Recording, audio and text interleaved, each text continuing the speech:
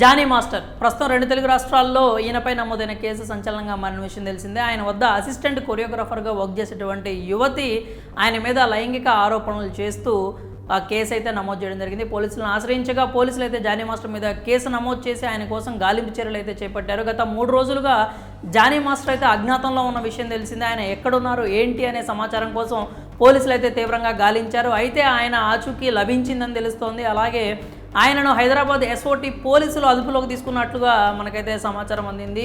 బెంగళూరులో ఆయన ఉండగా సమాచారం అందుకున్న పోలీసులు అక్కడికి చేరుకొని జానీ మాస్టర్ను అదుపులోకి తీసుకున్నట్లుగా తెలుస్తోంది. ఆయన ప్రస్తుతం బెంగళూరు నుంచి హైదరాబాద్కు తరలించే ప్రయత్నం అయితే చేసినట్టు తెలుస్తుంది. మొదటి నుంచి ఏంటంటే జానీ మాస్టర్ గత 3 రోజులు కనిపించకపోయేసరికి మొదట నెల్లూరులో గాలించడం అయితే జరిగింది. ఆ తర్వాత ఆయన స్టేట్స్ వెళ్ళిపోయారని చెప్పి కొంతమంది అన్నారు. అలాగే నార్త్కు సంబంధించినటువంటి ఉత్తరాది రాష్ట్రాల్లో ఉన్నట్లుగా కూడా కొంత అయితే సమాచారం రావడంతో పోలీసులు లద్దాఖ్ వరకు కూడా వెళ్ళి ఆయన కోసం గాలింపు చర్యలు చేపట్టడం అయితే మనం అయితే చూసాము. అయితే తాజాగా ఆయన సమాచారం అయితే ఆయనకు సంబంధించి బెంగళూరులో ఉన్నట్లుగా తెలియడంతో ఆయన బెంగళూరు చేరుకొని ఎస్ఓటి పోలీసులు హైదరాబాద్ చెందిన వారు ఆయన అయితే అదుపులోకి తీసుకోవడం జరిగినట్లుగా మనకైతే తెలుస్తోంది. అక్కడ నుంచి ఆయన్ని వీలైనంత త్వరగా హైదరాబాద్కు తీసుకొచ్చి ఆ విచారణ అయితే చేపట్టడం జరుగుతుందని చెప్తున్నారు. ఇప్పటికే పోలీసులు వివిధ కోణాల్లో ఈ కేసుకు సంబంధించి దర్యాప్తు అయితే ప్రారంభించారు. అంతేకాకుండా జానీ మాస్టర్ మీద ఈ కేసుకు సంబంధించి పోక్సో చట్టం కింద కూడా కేసు నమోదు చేసిన విషయం అయితే మనకు తెలిసిందే. ఎందుకంటే ఆమె మైనర్గా ఉన్నప్పుడే జానీ మాస్టర్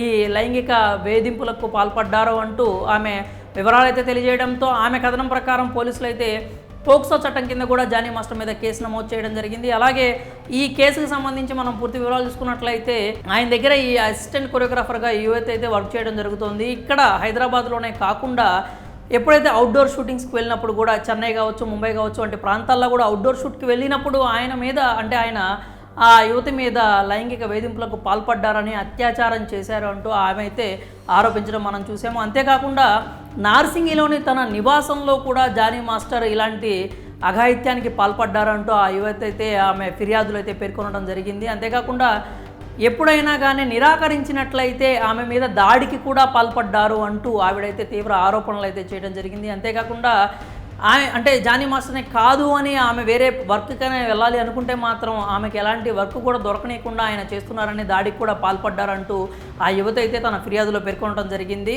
మొదట ఈ యువతి రాయదుర్గం పోలీసులను ఆశ్రయించగా అక్కడ 0 ఎఫ్ఐఆర్ నమోదు చేసి యువతి నార్సింగ్కి చెందిన యువతి కాబట్టి అంటే అక్కడ నివాసం ఉంటుంది కాబట్టి కేసును అయితే అక్కడ నుంచి నార్సింగ్కి అయితే తరలించారు. అలాగే ఈ కేసుకు సంబంధించి సెలబ్రిటీలు కావచ్చు, లేకపోతే ఇండస్ట్రీలో ఉన్న వాళ్ళు కూడా పలు అభిప్రాయాలు అయితే వ్యక్తం చేస్తూ ఉన్నారు. దీనికి సంబంధించి ఇండస్ట్రీకి సంబంధించిన ఫిల్మ్ ఛాంబర్ కూడా అయితే ఇది కేసుకు సంబంధించి దర్యాప్తు అయితే ప్రారంభించడం జరిగింది. 90 రోజులు వాళ్ళ రిపోర్ట్ను కూడా ఇస్తామంటూ వాళ్ళు వెల్లడించడం జరిగింది. ఇంకా అలాగే కేసు గురించి చూసుకున్నట్లయితే ఇప్పుడు జానీ మాస్టర్కి సంబంధించి అసలు ఆయన మీద వచ్చిన ఆరోపణలు నిజమా కాదా, ఆ యువత చేసిన ఆరోపణలో ఎంతవరకు నిజం ఉంది అనే కోణంలో అయితే పోలీసులు దర్యాప్తు చేయడం జరుగుతుంది. దీనికి సంబంధించి పోక్సో చట్టం కూడా ఉంది కాబట్టి నాన్ బెయిలబుల్ అఫెన్స్ కిందకే వస్తుంది. ఇది ఖచ్చితంగా కూడా బెయిల్ ఇచ్చేటువంటి పరిస్థితి అయితే ఉండదు. మరి ఇక జానీ మాస్టర్కి వ్యతిరేకంగా ఎలాంటి సాక్ష్యాధారాలు ఉన్నాయనేది మాత్రం పోలీసుల విచారణలో అయితే బయటికి రావడం జరుగుతుంది. మరి జానీ మాస్టర్ను పోలీసులు అరెస్ట్ చేయడంపై మీ అభిప్రాయాలని కామెంట్స్ రూపంలో తెలియజేయండి.